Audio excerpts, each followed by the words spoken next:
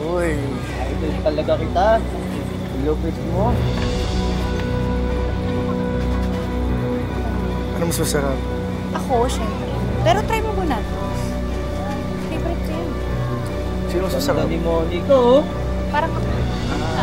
Sige nga. Sarap mo. Bayan nga. Lumibig ka.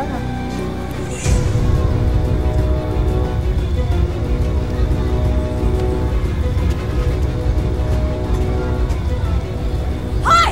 Marating babae! Hayop ka! Hayop ka! Hindi ka na nakiya! Ano ba? Bitawan mo ng hiyo ka!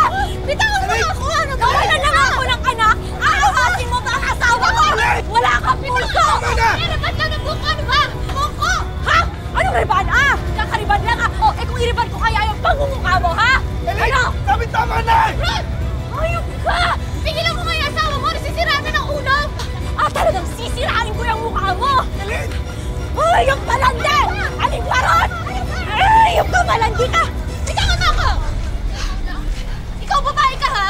Bakit ako ang pinupuntirya mo? Bakit hindi yung malanding asawa mo ang awayin mo? Teka! Bakit ko naman aawayin yung asawa ko? Alam ko kung bakit siya nagiinom. Naiintindihan ko kung bakit naghahanap siya ng libangan. Dahil pareho lang kami nasasaktan sa pagkawala ng anak namin. Ang galing! Gusto mo ng big reveal, ha? Ikaw lang ang nakakaisip niyan.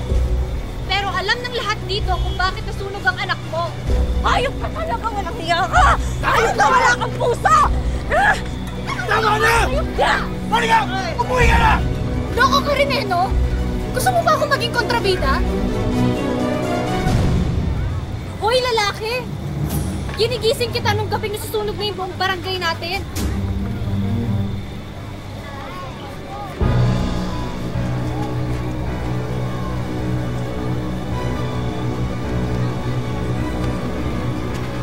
Manahimik ka, sasapakin kita! Buka mo! Alam ng lahat dito kung ano yung totoong nangyari.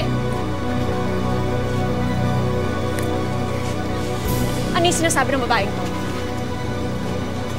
Elaine, mamaya na natin pag-usapan to, ha? Magpahinga ka muna, ha? Sabihin mo sa akin ang totoo! Ano ang totoong nangyari? Oo nga, Daddy Rod. Sabihin mo nga ang totoong nangyari. Elaine, sa bahay na natin pag-usapan to, ha? Magpahinga ka muna, ha? Ayokong magpahinga! Magpapahinga lang ako pag nalaman ko na ang totoo! Magsabi kayo ng totoo sa akin! Anong nangyari sa anak ko?